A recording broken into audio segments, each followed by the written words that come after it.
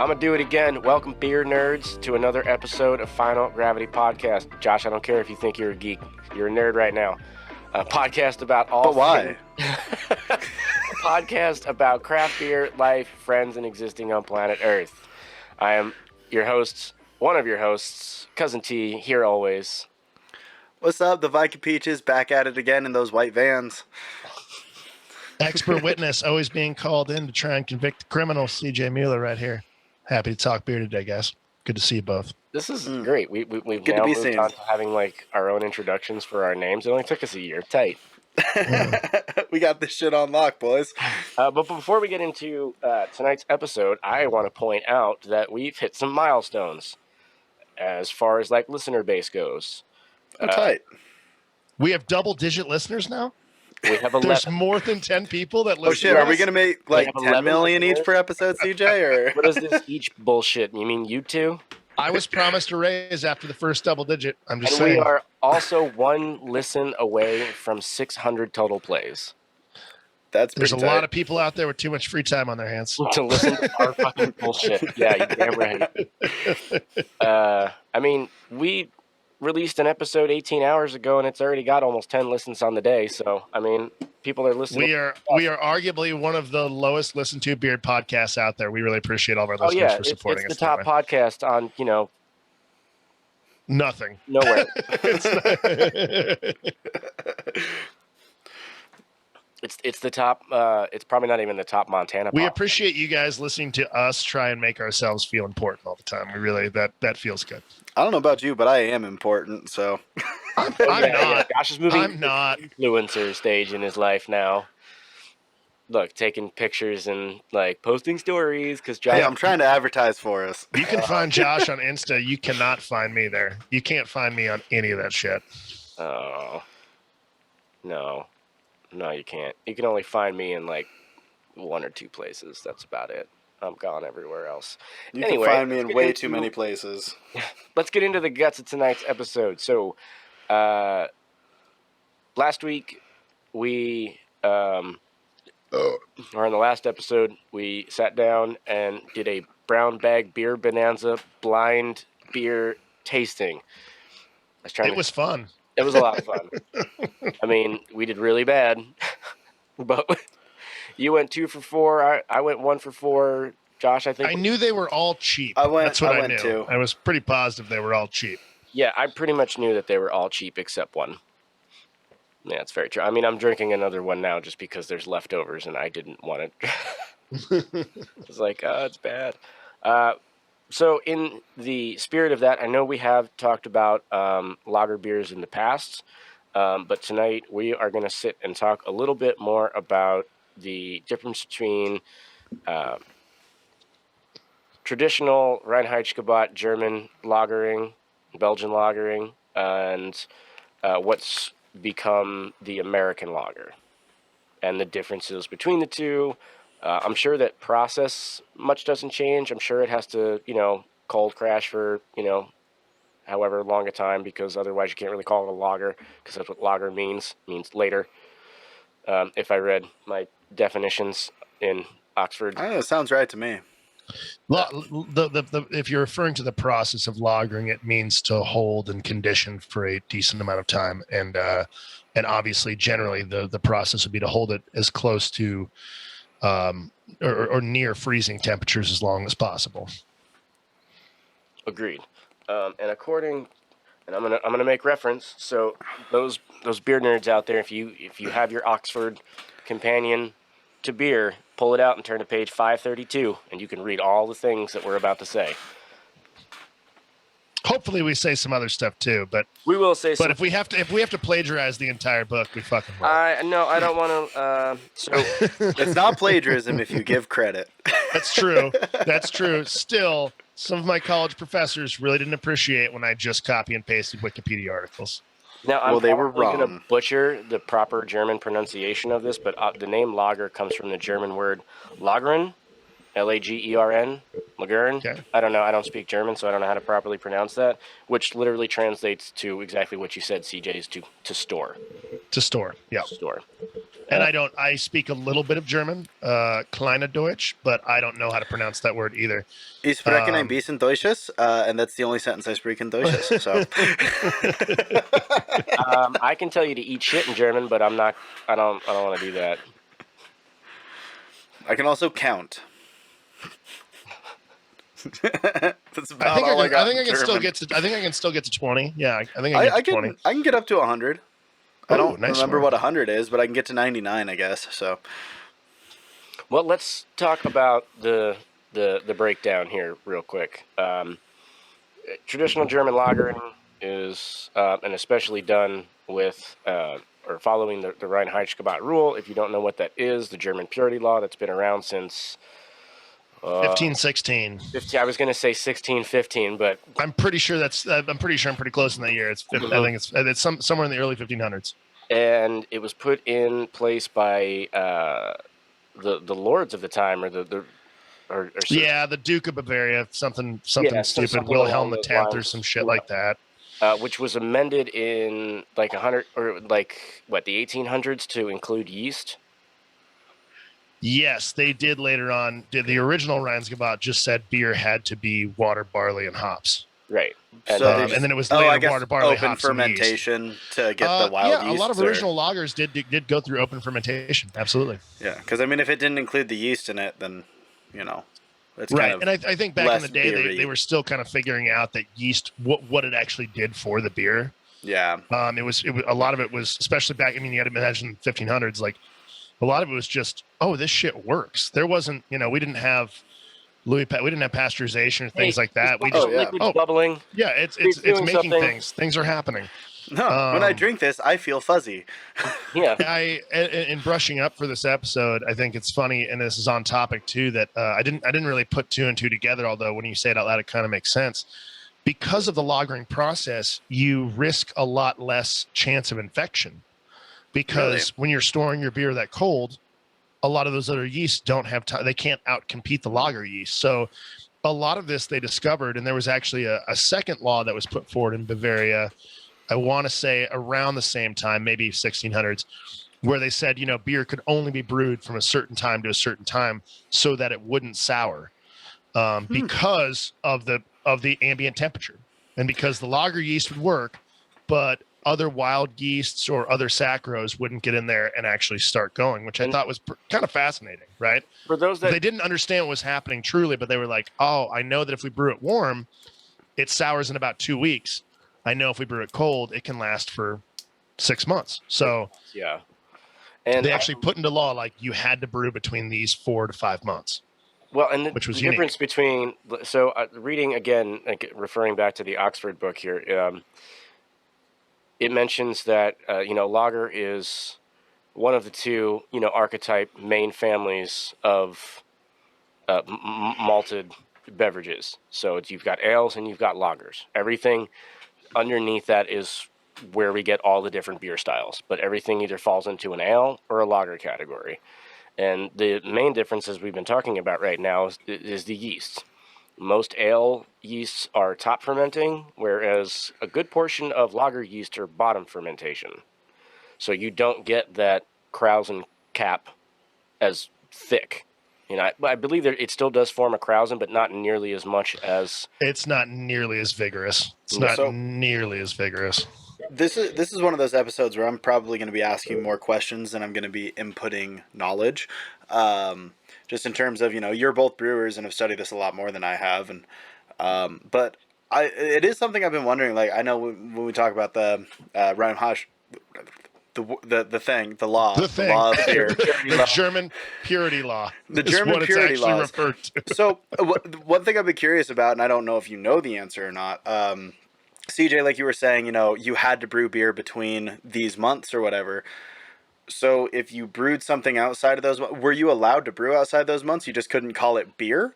Or was it just strictly like, no, you're only fucking allowed to make alcohol during this period of time? From what I understand, it was, you got to think these were still, feudal times, right? Yeah. And what the king or the czar or the duke said was law, and you would actually be committing a crime if you brewed outside the spectrum. So if you brewed a beer not following those, 5 ingredients, To my understanding, that would be something where or you were 4 ingredients, committing a crime. yeah, it couldn't even just be like I brewed something that's not beer. It was like, Right. no, you Right. brewed and you No. didn't make Yeah, beer. if So you were fuck labeling you. it in any kind of way and selling it in Tavern House, and anyone could reference it as an ale or a beer, you would be breaking the law by as a doing that. fermented beverage. Yeah. You would So break what it. about whiskey? That's That's a distillate, and I don't know. I don't honestly have But all the to make distillation whiskey, history. you need to brew You do need to essentially start a with beer. basic beer. Yes, you have to start with beer. Yes.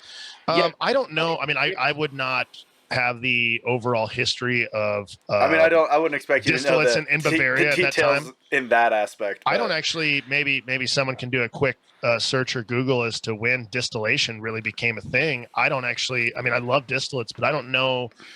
I would imagine that was mostly a post-industrial revolution thing. So we might be. I mean, we've been distilling liquor for a while, I feel like, but I think we've always had methods of doing it, but I don't know if it was widespread or brewing. What's that? Doesn't I know you have in order to distill you have to put water on grain and extract the sugars and proteins and everything, but do they skip the boil portion of? Not necessarily. Not necessarily. Not necessarily. I mean, in Scotland, when I was visiting the traditional Scotch distilleries, they basically made a very basic beer, and then that's what they would distill into Scotch. In China, at least, the first distilled alcohol was made in China in the 12th century. It didn't say about Europe. Okay. Yeah, again, I'm not going to say it hasn't been being done, but I wouldn't imagine it being very widespread until we had the Industrial Revolution and you saw the equipment and the processing for it. I mean, again, this is a time where if you're having heat, you're building a fire, right? You're like, your boil is natural. It's not like you have looking back a tank to that can power itself. Scotch whiskey, just trying to hone it into Europe. The first known written mention of Scotch whiskey was from 1494. So okay, so it's actually right about the same before time, the Industrial Revolution, but right around the same time. But right around the same time, they were having it. But again, we can't imagine they were making barrels and barrels of this stuff. I mean, they might have been. Those been, Scotch bastards. None of us were around back then, so no one has any idea. But the Bavarian history of distilling, or where a lot of lagers came from, I'm not sure. I imagine they were doing stuff, but if it's a distilled beverage, it wouldn't necessarily apply to the same law. Yeah, I'd just be curious if someone caught you in an off month when you're you're not allowed to be brewing beer right now. Oh no, sir, I'm making whiskey. I'm actually making whiskey. I'm actually doing this. And I think that's when it comes to how your business model is labeled. If you label that as a distillery, it keeps out of right. While it was a law, there were still loopholes. The most classic example is Goza, which is originated from Goslar, Germany, and it is an ale by definition. But it is there are things that are allowed into it, such as coriander, which do not fall into the Reinheitsgebot theory, but they are still allowed to be brewed in Germany. So they did, although this was a very strict law, they did allow cultural loopholes. So if there was naturally people doing some form of distillates or different kinds of mash fermentation, I imagine that'd be a very interesting research topic. I imagine there's things that slip through the cracks. Someone out there who's about to write a college thesis, you had to hit these marks though. So that is what I understand from that question. Let's fly across the pond now and talk about the American lagering process as opposed to the European and, specifically German lagering process. Sure. I'm curious if, Miller Coors or Anheuser-Busch, do they sit and actually true to form, lager their beer? If I'm remembering correctly, hit it, Josh. We did talk about this. I don't think it was on a Final Gravity episode. I think this was pre-Final Gravity days, Thomas, on a former podcast. There is another episode that's called Loggers, but I don't think we got into too much. Well, so I definitely remember looking up the history of lagers and pilsners in America. And part of it, and the reason that they became so successful in America, and obviously I doubt these days they follow the same true to lager process. But part of the reason it became so successful in America was that was right around the time we were having ice cars on trains and stuff, and especially once we started figuring out refrigeration, we didn't, or before, like pre-refrigeration, but when we still had these ice cars on trains that could keep things cold, but it wasn't quite a perfect technique, they could brew their beer at their main brewery on like the East Coast, and then put it in this cold train car, and by the time it got to wherever it was going across the United States, before we had planes and super fast shipping and everything, when it was just like through train transportation, by the time it got there, it would have sat for long enough and it would be ready to drink, instead of like, oh, this is done, now we need to ship it, and by the time it gets there, it's bad. So that's kind of where loggers, because they had to rest anyways, they would rest on their way to their final destination, where then maybe you could even sit for another week or two before you actually are serving it at some, Wild West frontier town, or over in San Francisco if it was being brewed on the East Coast. It was kind of a mechanism of ensuring a quality product across a huge expanse of space, while still trying to deliver that product from a single location, still probably most likely on the East Coast. Right, and I guess something I was trying to hit on earlier, and I know I won't have all my dates and facts correct, but like you said, Josh, like lagers became popular in America due to technological advancements. At the time, we were still very much working off of mostly we were working off the British format of cask conditioned ales. And with the advent of refrigeration and with the advent of cheaper grains other than barley, such as corn, we began to shift our palates toward a cleaner, longer, colder, matured beer. And that would eventually become the advent of the light American lager, which encompasses everything from Peebers to Rogniers to whatever today. Like almost everything we drank the other day, And I'll follow falls into that that up. category. Exactly that. Where again in the Oxford book, it even says that approximately 9 out of 10 beers consumed around the globe today are lagers, because it's actually quite funny. So when my folks went to Ireland a couple of years ago, my dad asked me after they got back. He goes, "What do you think? What do you think the most sold beer in Ireland is?" And I was like, "You would think it was Guinness, but I'm probably going to say that that's wrong." And he goes, "Yeah, they drink Budweiser." Oh yeah, Most people do. Let's be honest. Like, you think about a place that's like known for certain styles of beer, and they drink American crap beer. Well, they understood very early on I that said it craft was beer, not crap beer.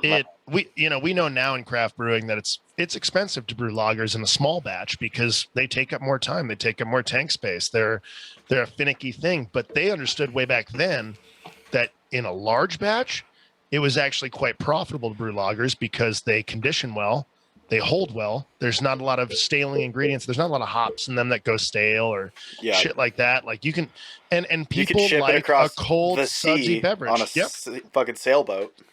So it absolutely. I mean, again, like you said, the predominant drink. I mean, think about everything they drink anywhere in the East or the Southeast Pacific, Singha, things like that, Sing Sao. It's all lagers. It's all corn or rice lagers because they keep. If you can get that liquid to the bottle clean, it's not going to go bad anytime soon. There's nothing in it that really stales. Whereas the common craft brew, like you need to be drinking that fresh or it's not going to work. So chance you have for and off flavors and things like that. I'd be curious to see, Thomas, you were saying, in Ireland, where you would expect it to be like Guinness or some Irish stout, but really it's Budweiser. I'd be curious to see the statistics for a place like Bend, where it is this huge outdoor town. And I mean, yes, there's a lot of people who drink craft beers during everything that they do, and local beers and blah, blah, blah. But, I mean, most of the time, if you're hanging out in the parking lot up on Mount Bachelor, you fucking look around and you see, oh, maybe that dude has a Sun River and that dude has a Boneyard, and that dude has a Corona, and that dude has a Hams, and that dude has a Montucky, and that dude has a PBR, and that dude has a Bud Light, and that dude has like it's mostly fucking cheap beers. And I'd be curious with the outdoor culture that we have here. I mean, because personally, I don't like bringing craft beer to the mountain because it's usually fucking heavier hitting, and I like drinking something light when I ski. So I'd be curious. I mean, lagers are You know, great, the statistics man. for an outdoor refreshing. town like this. Yeah, we all go to brew pub after we play, but so much of the beer that we drink is while we play. I wouldn't be surprised if the number one selling beer in Bend was, you know, some fucking big box Pilsner or lager or something. It's just Miller. I think going back to probably not that, Miller. I don't see a lot of that here. The rise of lagering in the United States, right? That move that happened, from my knowledge, the move that happened kind of somewhere mid in the 1800s with refrigeration and things like that, where you started seeing a shift away from cask conditioned ales like they had in the UK, and more toward that lagering idea. And it really was part of the economic mechanism of industrialization in America and faster and cheaper products, corn and rice and things like that. But it signified something that did step to the side of corn and rice are not allowed in the Reinskippat. It is barley, water, hops. You don't get those things. But in America, we didn't have that restriction.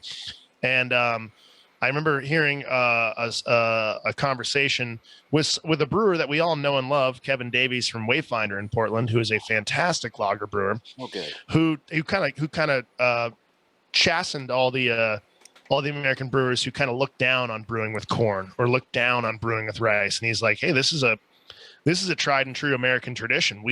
Back in the day, we discovered that we could make this light, sudsy, fizzy beverage, and we could make it flavorful, but we didn't have to, like Josh was saying, we didn't have to make it heavy. We could make it very, very approachable, and we could make it very affordable. And there's it really changed agriculture in America. I think that'd be an interesting thing to someday, like for us all to look into, or anyone like. It really spurred. I mean, I'm not saying that we should worship corn. Believe me, corn agriculture has done some bad things to our system too.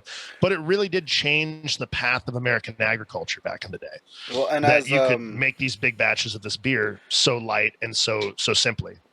As Thomas has pointed out in the past, one of the first real buildings to be made in America was, you know, a brewery or a distillery. It was, you know, you make a town, you make a spot where you can make alcohol. And I'd be very curious to see, based on that tradition, how much of our modern agricultural system has came out of people just trying to make booze. I think certainly, again, back when we were first settling in America, again, lagers weren't as much a thing as the cask conditioned European ale, but to my knowledge, the first permanent structure built by a European on this continent, to my knowledge, was a brewery. Yeah. It's potable water. So the Mayflower didn't land on Plymouth Rock because that they wanted to. They landed. If you've ever been to Plymouth Rock, it's not a good landing spot for wood It's a horrible The landing rock spot. that's like this big. Okay, it's not great. It's not a huge rock. And I was expecting so much more when I went to visit Plymouth Rock, and I like looked down into the little fucking building that they built around, and they've got this rock in the sand. I'm like, that you pull up, and it's like, oh, this is tight. We should definitely land here. Like, no. It's not that. If I remember correctly, they stopped there because they were out of beer. They're like, all right, well, we're not going to sail for 3 months. They were out of potable water. Exactly. They were out of drinkable water. Essentially, I wouldn't keep sailing if I didn't have beer. Fuck that. But going, you want me to be on the ocean not drunk on a crowded ass fucking ship full of disease? Right. Hell no. Come on, that's how else am I supposed to fight off scurvy? But again, they were still at the time, they were drinking ales that were that did not last as long, soured very quickly. And so the advent of the Bavarian brewing system and the advent of, obviously, again, refrigeration and cold conditioning is what pushed us agriculturally and as a drinking culture very much toward lagers for over 100 years. We almost lost ales in America through the late 1800s and early 1900s, and really just accepted the fact that macro breweries were going to be the thing, that Budweiser, Miller Coors was going to be the thing, that Yingling was going to be the thing, America's oldest brewery. And so if I remember correctly, Pottsville, PA. I believe that is still, I believe, existing. It is America's oldest still existing brewery. Yeah, America. And right, which I think is what you meant to say. But yeah, I mean, it's pretty fascinating that dynamic economic and cultural shift happened. That was what went down. That we went away from. I should get a hold of my friends on the East Coast and have them ship me out some Yingling, because it's been a long minute. I'm pretty sure I can get it here in Bend now, or at least I will be able to soon. I'm pretty sure they started distributing out to Oregon. God damn it! I really wish that they would lift some of these fucking stupid restrictions. I'm gonna make some people, maybe the people I'm talking to right now, mad, but Yingling's not that good. I'm sorry. I've never had it. I want it for the nostalgia, bro. It's nostalgic. It's absolutely fucking nostalgic. I've never had Yingling, so I can't. I'd rather drink a green bottle of the Buddha lager or the Funky Buddha or whatever it is. I'd rather drink that, But I'm sure I'm gonna piss some people off. But it is one of the only super low cost amber lagers on the market. That's true. In the realm of true. Being affordable Coors and everything else. You can get a 12-pack of Coors for $13-14. You can get a case of Yingling for $12. Well, and I guess that brings up talking about the differences between, again, European lagering and American. In America, we took lagering and we made it pretty much all light beers, light in color, light in flavor, light in ABV. But that's not necessarily what a lager is. Right. And I think that's something I want to touch on, because I remember even talking about the difference between lagers and ales. It's funny to me every time someone comes into the brewery and says, what kind of ales do you have? And it's well, we have all that's what I make. I brew ales. That's what I know that people refer to ales as what they're referring to generally in my experience is an amber porter or stout. Right, they're not referring to more pale often ale. Even just a fucking IPA. Honestly. Right. But the generalization of ales is bigger, stronger, darker, and the generalization of lager is lighter, less flavor. But when you look at the history of lagering, that is absolutely a falsehood. And again, we talk a lot in this episode about trying to educate people. The classic example I always bring up is when someone comes in and says, "I want a Heffy." I literally in my head go, no, you don't. You don't. You don't actually know what you're asking for there. You want an American, and that's okay. That's what you want. So again, American lagering, aside from there was a couple choice ones like the Yingling and stuff like that, but they didn't really touch base into box, into Weizen's. Exactly. Just the richer and Schwartz beers, things like that, Roggen beers, things like that really brought a ton of flavor. Yes, they were clean, they were cold matured, but they were very rich, full flavored beers. And again, in America, we kind of created, as we always do, this mysterious falsehood about what lagering means, right? Lagering is always cheap and light. I always just remember quite a while back, we had a dark lager on tap at J-Dub. And there was one very specific moment I remember where someone's like, "Oh, do you guys have any lagers on tap?" And I knew exactly what they fucking meant. But I didn't tell them. I said, "Yes, I have a lager on tap." And so I would love to try that. So pour them a fucking lager. Were they happy with it? No, they were pretty pissed off at me. But then they tasted it and they're like, "Oh, this is better than I expected it to be." I'm like, "Yeah, they're like, this isn't a lager." I'm like, "Actually, it is." And they were so confused. And I took a few seconds to explain to them. I'm like, "Yeah, lager doesn't necessarily mean it's going to be a light beer. This is a dark lager. It's made with other methods to make it darker, and it has different flavors, and you can get different things out of lager than just a cheap light beer." Well, you can and then they tasted it, and it still wasn't what they were looking for, but they did drink the whole glass, and they appreciated the education, and then they went and ordered a fucking Coors Light after that. But totally. And that's the misconception. Everyone thinks that lager means light, crisp, clean, low ABV, almost zero BU. It should always mean crisp and clean, in my opinion. It should, no matter what you're doing, it should always mean crisp and clean. But yes. But when I say crisp and clean, it's the visual part of it. People think that when you see a light colored lager, they're like, okay, this is going to be refreshing. You can make a lager literally any color you want. If you want to follow the German purity law, you can still do that and make a dark lager because you're not putting any ingredients in that aren't part of the rule. Malt is malt, whether it's Pilsen malt, two-row, midnight wheat, fucking black patent, or whatever. Yeah. So you can put those things in there and still be within the realm of a purity law if you want to do that.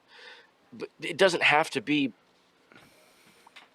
blonde, or it doesn't have to be amber. It doesn't have to look like a fucking Corona. Exactly. I would love to see more American lager drinkers who are trying to break into or maybe want to go with their friends to a craft brewery to start embracing some different types of lagers. I really would. One of my favorite beers is a good dark lager with that roasted fucking flavor to it and some of those coffee notes and everything, but still being a light crisp. I fucking love that, and it's so hard to find anywhere. God, I just I see when CJ said the other day about going up to having like a weekend away in Portland and just in downtown Portland, and I just want to go to Wayfinder down Division Street and just hitting all of these breweries. I was like, dude, that sounds like a good idea, but you're gonna have a real hard time pulling me out of Wayfinder. I'll tell you that right now. I just want to go spend a day at Wayfinder. I think a lot of people who appreciate craft beer or even who work in the industry really, really appreciate the people that are trying to revitalize the craft lager, the unique lagers, whether it be a Helles or whether it be a Schwartz beer or something like that. That's what I want to do. Is I want to do a Helles and I want to do a Czech Pils this year.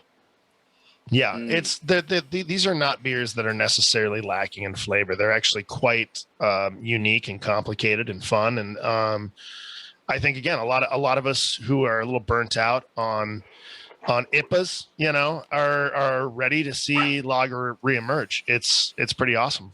I think the major differences, if we're talking about them between American lagering and continental lagering and traditional lagering is obviously the vast array of styles that we still are kind of learning to appreciate. Again, the Wayfinders, the Heater Allens, the Kalispell Brewing Companies of the world that are out there trying to make some of these beers, but it does take. I noticed it's a commitment. It's an absolute commitment to process and ingredients.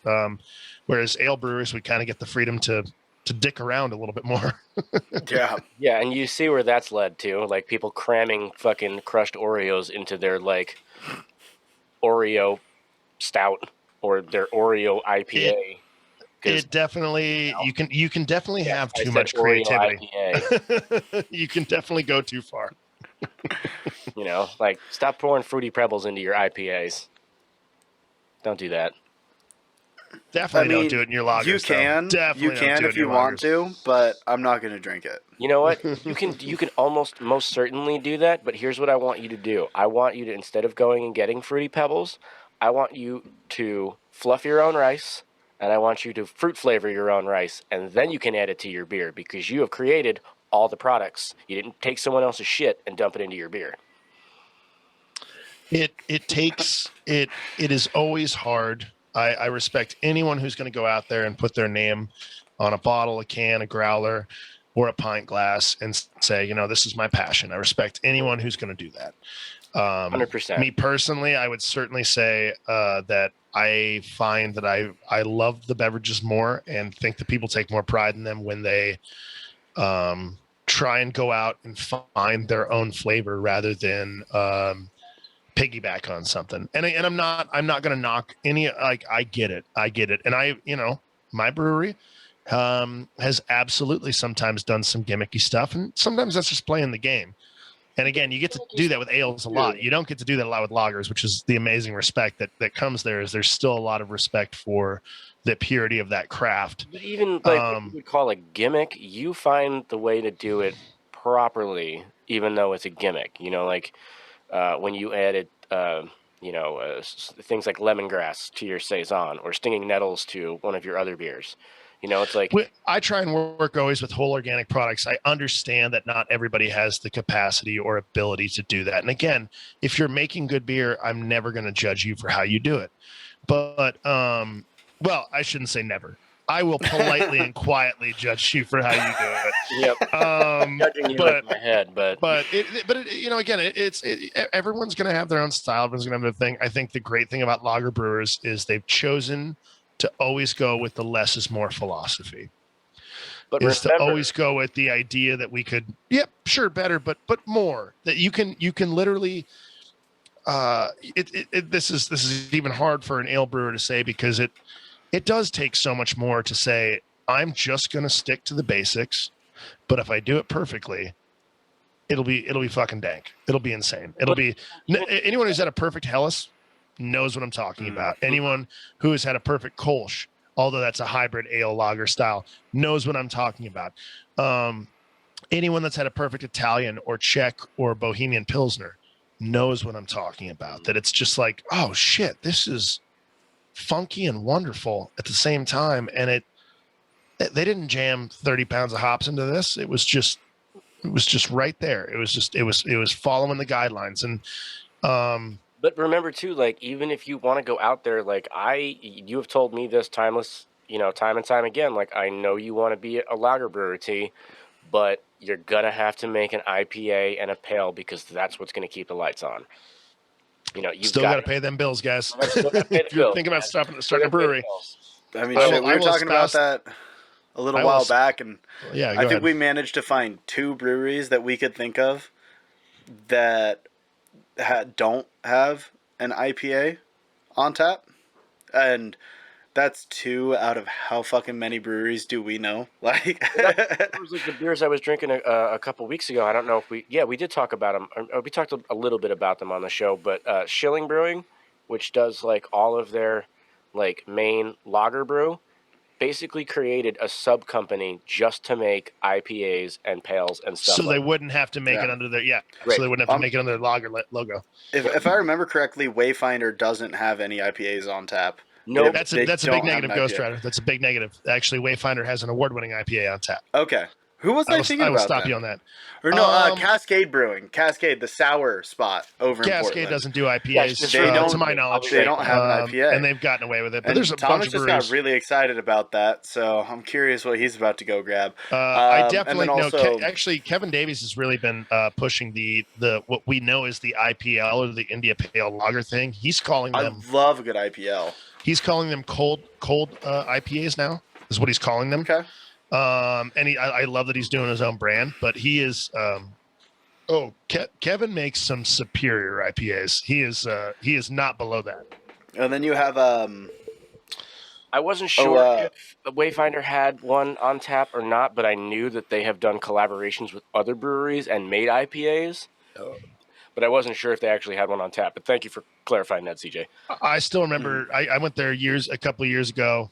I don't know, 4 or 5 now actually, and they had this was back when like Sriracha Ace, which is a hop that was really brought about by the Sapporo brand that was becoming big in America, and it has a very unique flavor, was kind of hitting the American craft brew scene and like making some waves. And Kevin Davies had a Sriracha Ace IPA, and it was so weird, but I had like 3 of them. I was just like, what is this that I'm drinking? And Josh, it was hoppy as shit, but it wasn't your normal IPA. It was so off the wall. So well, the other one I was thinking of was Ale Apothecary.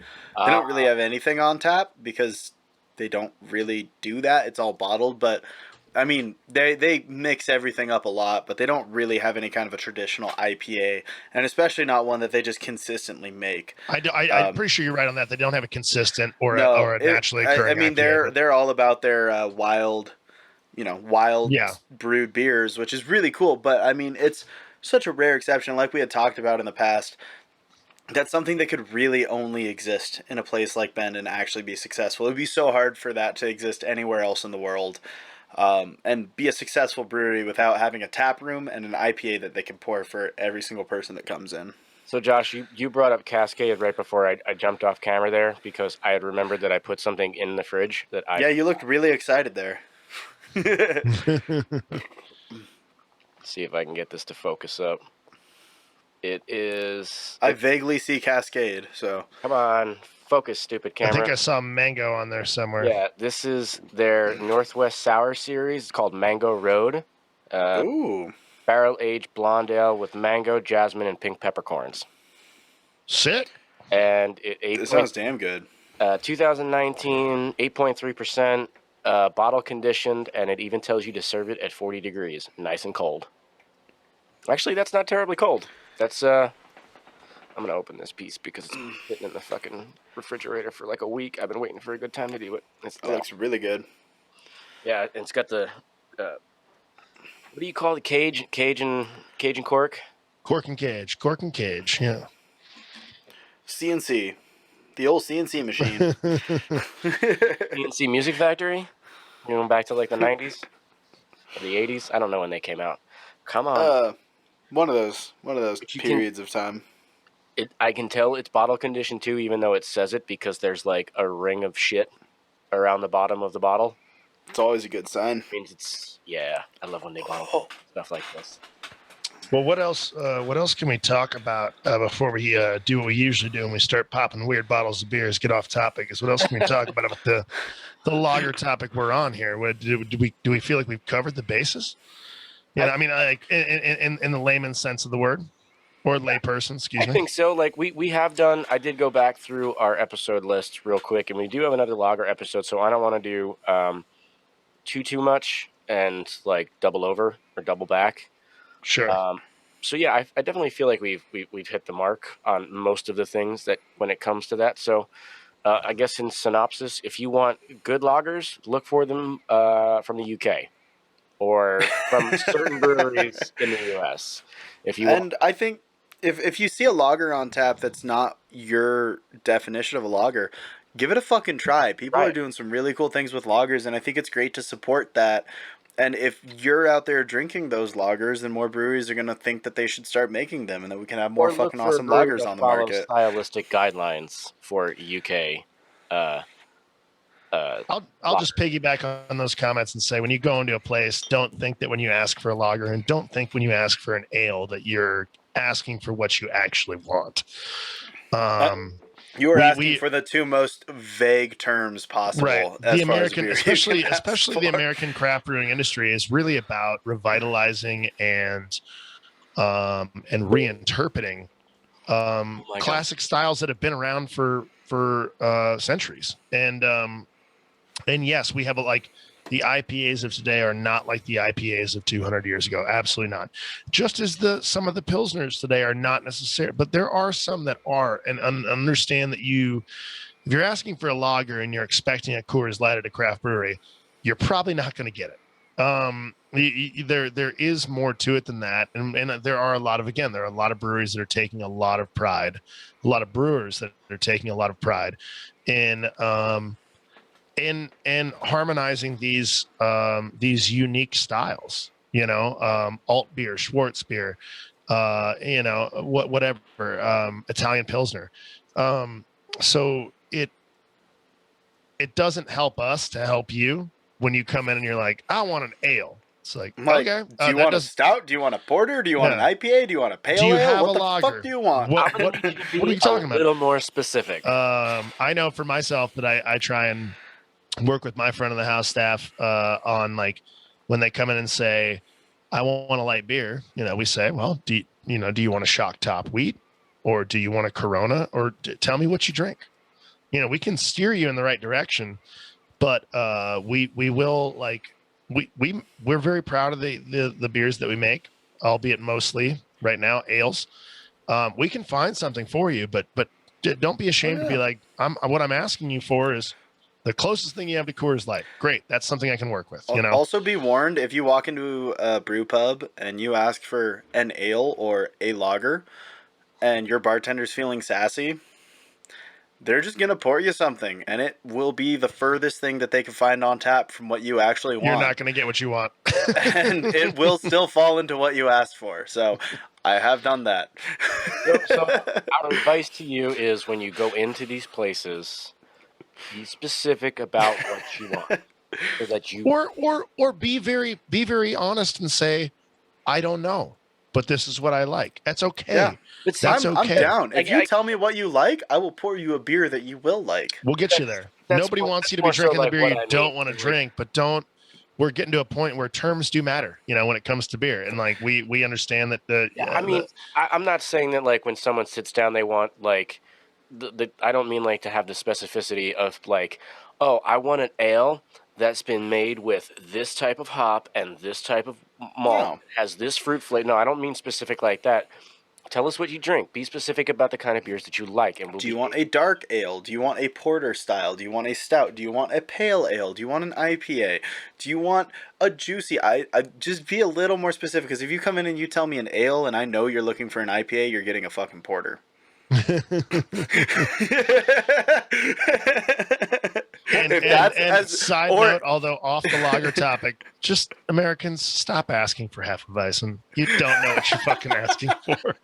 Unless you do, in which case, fucking keep asking for it. But if you want a weedy, chewy banana and clove bomb, we'll get that to you. We will, but I don't think that's what you want. That's not what you want. Shock Top, Widmer, that does not fall into that category. That's what you want. You want the orange coriander American wheat beer. If you want Hoegaarden, that's okay, dude. We can get that for you too, but you're asking for the wrong thing. Hoegaarden's not a Hefeweizen. Correct, but a lot of people think it is. I know. It's just like Blue Moon. To be fair, Shock Top's not a fucking Hefeweizen either. No, it's not. To be fair, no disrespect to the Widmer brothers, Widmer is not a fucking Hefeweizen, so it's all right. It's okay. I mean, is there a brewery in the U.S. that actually makes a true to style Hefeweizen?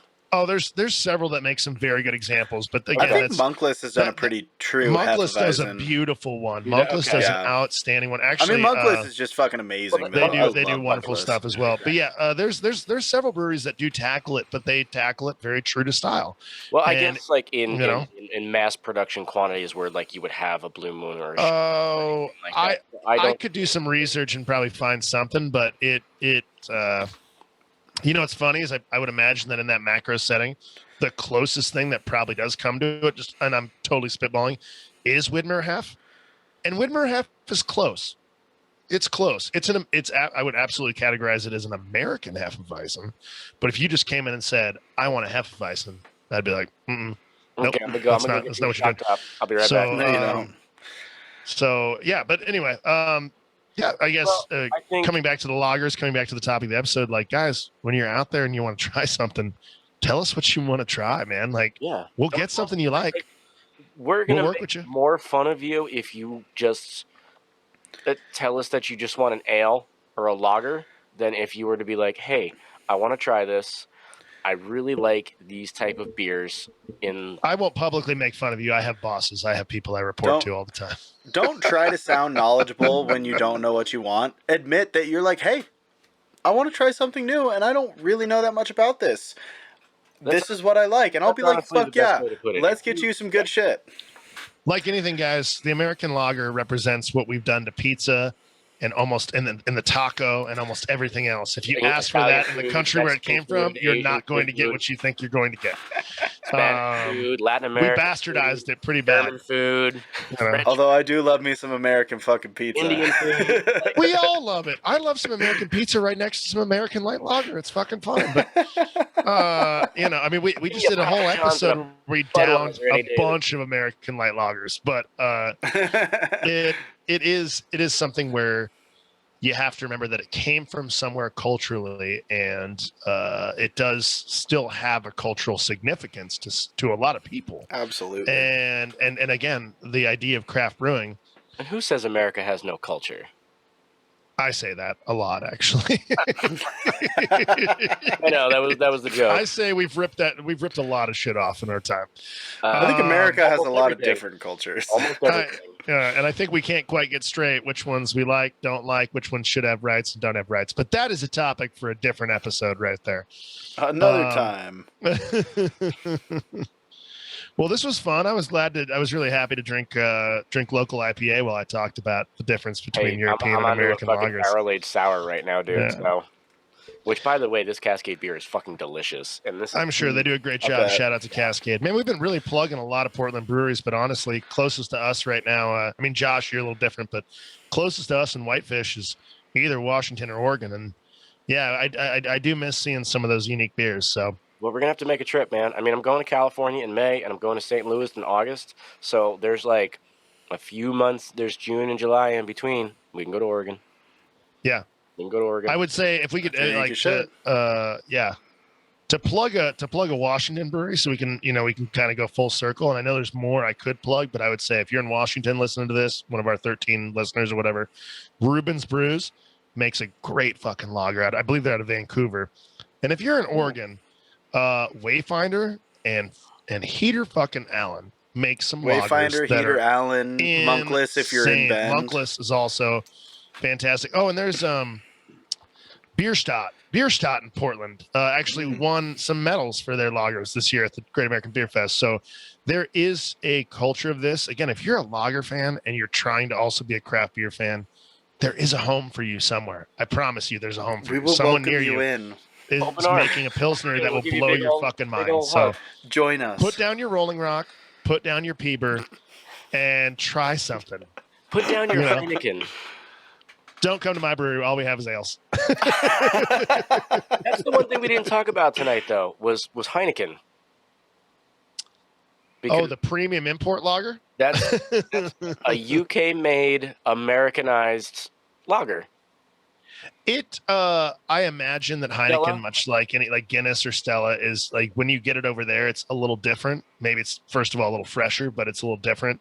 But yeah, those clean green bottle lagers that are imports are they've got a place too. I've definitely crushed a few Heinekens in my day. God. I've had a lot. But you got to like that green bottle skunk because I don't give a shit what beer it is. There's always that particular smell that comes from the green bottle. Oh, it comes with it. It comes with the territory. You buy into it. Yeah, it's just like, clear bottle Coronas, green bottle Heinekens. There's always going to be some kind of funk to it. I don't know what you're talking about. Yeah. Beer anyway. That bottle's empty. I know. I've got more in the fridge. Well, I think we did it, guys. I think we talked about lagers today. Good episode. We kept it nice and short, which is fine because, like I said, I didn't want to double over on information from our old lager episode from last year. But this was fun, and we will be back in a week to finish up season 2 with block 3. No idea what we're gonna fucking talk about, but we'll figure that out. We will talk about things and stuff, and most likely beer. Yeah, we're going to talk about the things and the stuff and the beers. And the beers. So, if you want to help support this podcast, go to patreon.com/finalgravitypod and sign up. There's cool benefits that come with it. Discord server, ask us questions, shit like that. Josh has joined. I'm still waiting for CJ. I think that invitation might have expired. I might have to send you another one. That's probably correct. If you send it to my Instagram, I don't check that shit. Josh does I'm that on for there. me. I've been bad at responding so far, but I texted you the link, and you were like, "Okay," and then you didn't do it. Technology is hard for me. That's fair. But yeah, go check out our Patreon page and sign up. There's several different tiers. Some tiers get you some free shit. Other tiers just allow you access to all of our stuff and chit-chatting with us. You can find me on Instagram at cousin_T, or the podcast you can find at final.gravity.podcast. CJ, we know you don't have anything. Josh, are you ready for your take? Are you ready for your role? Hit them. Let them know where they can find you. You can find me on Instagram at The Viking Peaches, also at Josh Reports, and on Final Gravity Podcast, and on, I totally fucked up, Project.Enjoy Every Day. And you can find me on Facebook at Project Enjoy Every Day, and Josh Reports, and Josh Duran Photography, as well as just Josh Duran, because that's my personal account. You can also find me on TikTok at Josh Reports. And there's probably other places that you can find me that I don't even know about, but fuck it, Look for me there, too. Tight. I don't know what you said. Y'all have a good night. Thanks for listening. Peace, y'all. Enjoy every day. Enjoy brushing your teeth or whatever you're doing right now. But we will catch you guys on the next episode, and then we'll wrap up season 2, and then we'll probably take a week or 2 off, and then we'll be back to start season 3. So, fuck yeah. Enjoy your week, and as always... Oh, wait, we don't have one of those, do we? That's 2 weeks in a row. No, we still don't. We still don't fucking have one of those. As always, no suds left behind, and enjoy every day, y'all. Peace. Tight. We out.